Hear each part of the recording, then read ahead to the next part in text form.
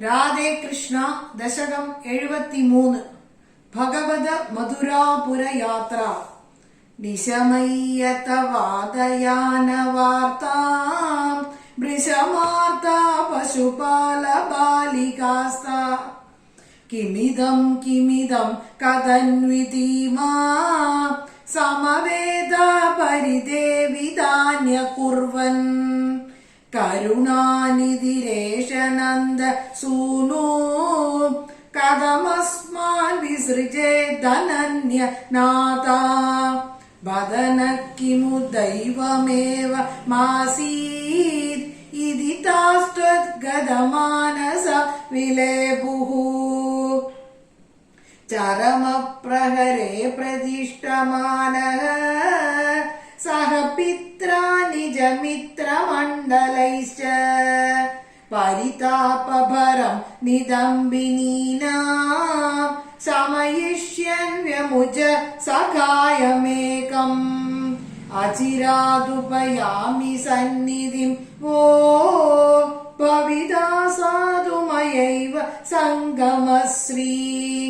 അമൃതാംബുനിധൗ നിമജ്ജയിഷ്യേ ദ്രുതമിത്യാശ്വസിത വധൂരകാർഷീ.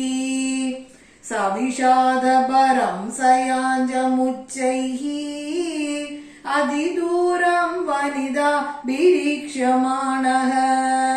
മൃദുതദ്ദിശി പാതയന്ന പാങ്കാൻ സബലോ ക്രൂരരഥേന നിർഗതോ ഭൂ. അനസാ ബഹുലേന വല്ലവാനാം മനസാ ചാനുഗതോത വല്ലവാനാം. വനമാർത്തമൃഗം വിഷണ്ണവൃക്ഷം സമതീതോ യമുനാ തടീമയാസി. നിയമായ നിമജ്ജവാരിണി ത്വാം അഭിവീക്ഷ്യാതരതേപി ഗാന്ധിനേയഃ. വിവശോജനി കിം വിദം വിഭോസ്തേ നനു ചിത്രം ത്വവലോകനം സമന്താത്. പുനരേഷ നിമജ്ജ പുണ്യശാലീ പുരുഷം ത്വാം പരമം ഭുജംഗഭോഗേ. അരികമ്പുഗദാംബുജൈ സ്ഫുരന്തം സുരസിദ്ധൗകപരീതമാലുലോകേ. സതതാ പരമാത്മസൗഖ്യ സിദ്ധൗ വിനിമഗ്ന പ്രണുവൻ പ്രകാരഭേദൈ.